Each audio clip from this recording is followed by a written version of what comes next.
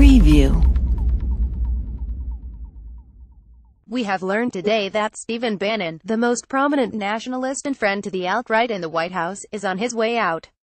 The Post reports that President Trump has decided to remove him. Trump had been under mounting pressure to dispense with Bannon, who many officials view as a political Svengali but who has drawn scorn as a leading internal force encouraging and amplifying the president's most controversial nationalist impulses. Bannon, the former executive chairman of Breitbart News, a fiery, hard-right news site that has gone to war with the Republican establishment, had been expecting to be cut loose from the White House, people close to him said. One of them explained that Bannon was resigned to that fate and is determined to continue to advocate for Trump's agenda on the outside. Coming after the wave of controversy over the events in Charlottesville and Trump's embrace of the cause of celebrating the Confederacy, one might be tempted to view this as some kind of recalibration that could result in a change in the administration's outlook toward matters of race.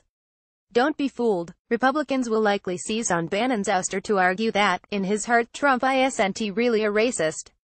Indeed, in recent days, a number of Republicans have stood up to testify to the president's inclusive heart.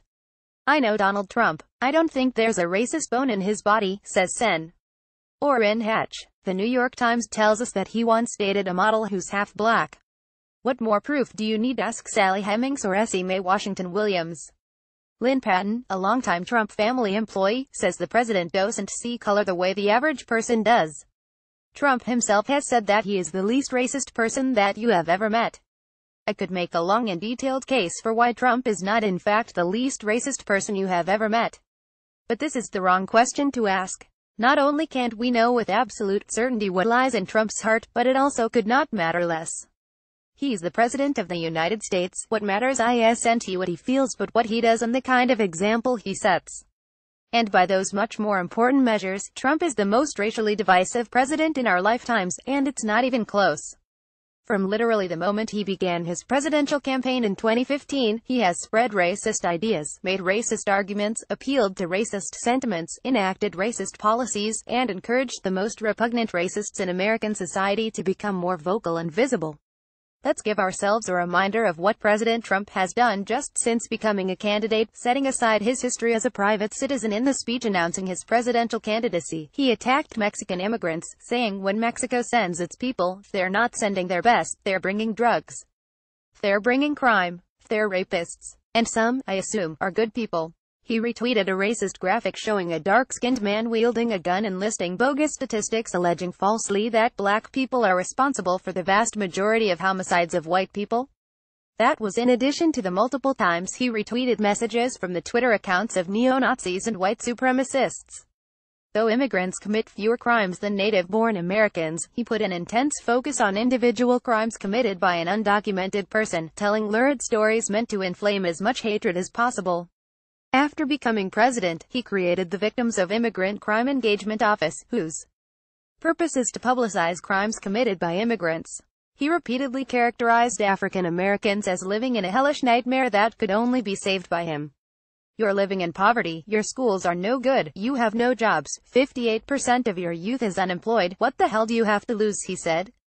That statistic, of course, was bogus.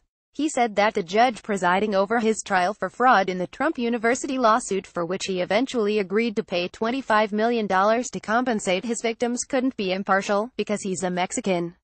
The judge in fact is an American who was born in Indiana. Saying he's a Mexican is no more accurate than saying about Trump, he's a German. But the idea that your heritage forever defines your identity and determines whether you qualify as a real American is an old racist notion. He proposed banning all Muslims from entering the United States, and even said he'd be open to creating a registry to track all Muslims in the country. His America First slogan was a deliberate echo of the America First Party of the early 1940s, which trafficked in anti-Semitism as it attempted to keep America out of World War II. For almost the entirety of the campaign, he continued to hold to the racist conspiracy theory that Barack Obama was not born in the United States, the issue that enabled him to transform himself from a reality TV star into a political figure. In addition, he frequently questioned whether Obama could have fairly been admitted to Columbia University and Harvard Law School, demanding to see Obama's grades to prove that he was actually qualified. His Justice Department is reportedly planning to seek out cases where it can sue universities for discriminating against white people. Soon after taking office, his Attorney General, Jeff Sessions, made clear that the Justice Department would no longer concern itself with investigating police abuse of minority citizens, and has taken steps to pull back from the consent decrees the Obama administration negotiated with local police departments to improve their conduct. He made the ludicrous claim that he only lost the popular vote because 3 million to 5 million undocumented immigrants voted illegally, then set up a commission to investigate the matter, the results of which will be used to further the Republican effort to make it as hard as possible for African Americans and other minorities to register and vote.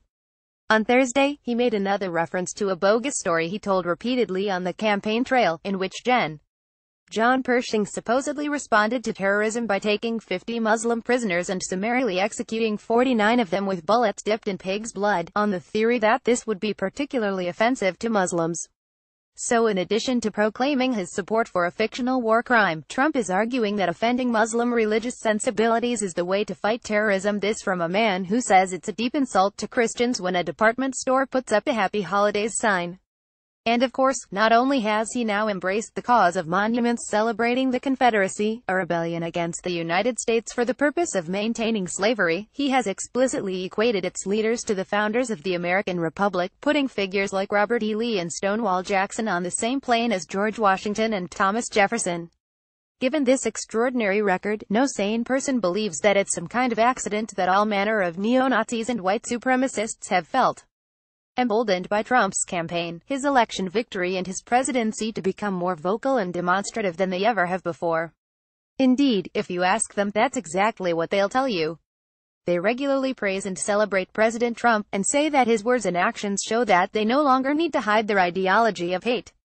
As David Duke said in Charlottesville last weekend, "We are going to fulfill the promises of Donald Trump. That's what we believed in. That's why we voted for Donald Trump, because he said he's going to take our country back." So Steve Bannon may be gone, but we shouldn't let that fool us into thinking that the Trump administration has undergone some kind of transformation. We'll know that something has truly changed if the Justice Department displays a genuine commitment to upholding civil rights, or if the administration dials back on its vote suppression efforts, or if the president himself stops making statements that bring so much joy to the most detestable hate-mongers in American society. That's how we'll know that Donald Trump is no racist in the ways that matter. I don't know about you, but I'm not expecting much.